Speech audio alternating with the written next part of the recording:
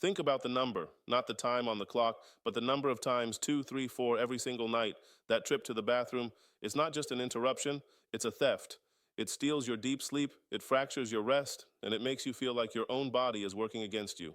You've tried drinking less. You might blame your bladder. But here is the secret almost everyone misses. The problem isn't usually your bladder at all. The problem is the pint of fluid silently trapped in your legs from the entire day. And tonight that changes.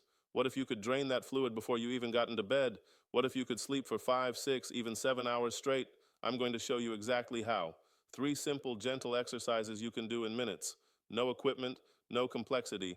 Just a way to guide that fluid out so your kidneys process it on your schedule, not at 2 a.m. And I'll show you a simple 2-step technique for the bathroom that ensures you start the night truly empty. This isn't about hoping for a better night, this is about creating one. Starting tonight, if you're ready to end the nightly interruptions to reclaim your sleep, everything you need is right here. Let's begin.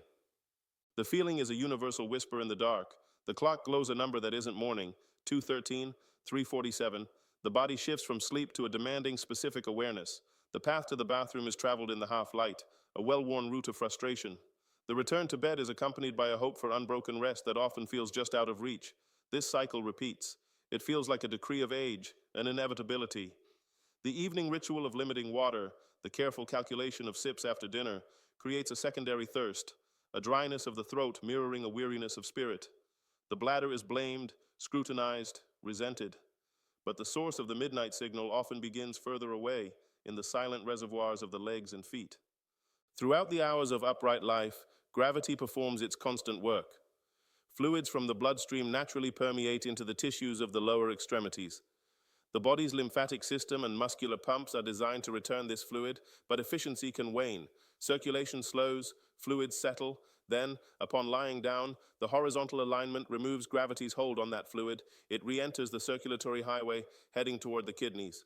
The processing plant receives a late shipment. The bladder fills on an accelerated schedule, often just as the deepest phases of sleep begin. The strategy, then, is not a war against the bladder. It is a peaceful evacuation of the territories upstream. It is a series of gentle, deliberate actions that encourage the day's accumulated fluid to complete its journey before the head touches the pillow. The following movements are a sequence, a drainage protocol. They start at the foundation and move upward, partnering with anatomy and gravity. The first movement requires a seated position. A firm, rounded object is placed on the floor. A tennis ball, a sealed water bottle. The sole of one foot rests onto it, applying a degree of pressure that is firm but not sharp. The foot begins to roll the object slowly, from the heel, through the arch, to the ball, and back again.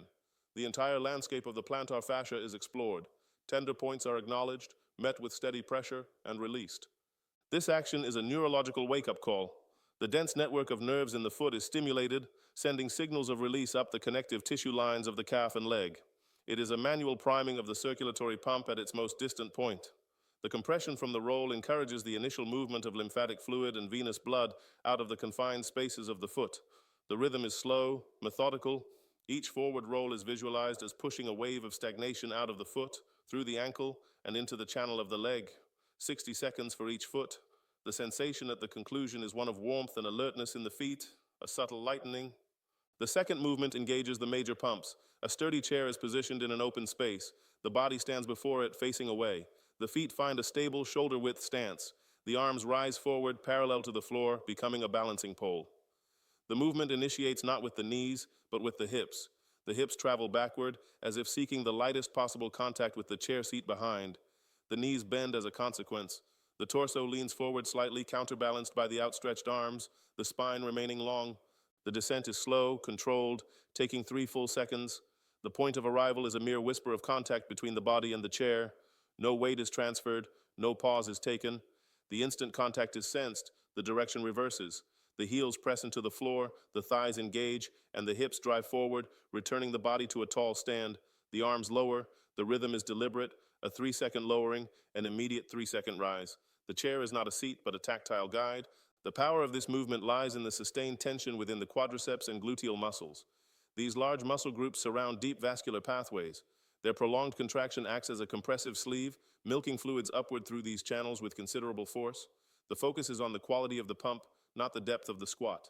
10 to 12 repetitions of this controlled return create a palpable warmth in the thighs, a sign of enhanced circulatory activity. For bodies requiring modified leverage, a firm cushion on the seat raises the height, and a second chair in front provides a light handhold for stability. The principle remains the identical, the slow, deliberate engagement of the major leg pumps to propel fluid northward. The third movement is the gravity-assisted culmination. A clear wall space and a mat are prepared. The body sits sideways, one hip touching the wall, then rotates onto its back as the legs swing upward. The distance from the wall is adjusted for comfort. The back rests flat on the floor. The legs are supported but not forced straight. A gentle bend in the knees is maintained. The arms rest out to the sides, palms open. This is the foundational pose, the position of surrender that allows gravity to pull fluid from the legs toward the core. Within this pose, a 5-stage sequence begins. Stage 1 is simple acclimation. The breath deepens.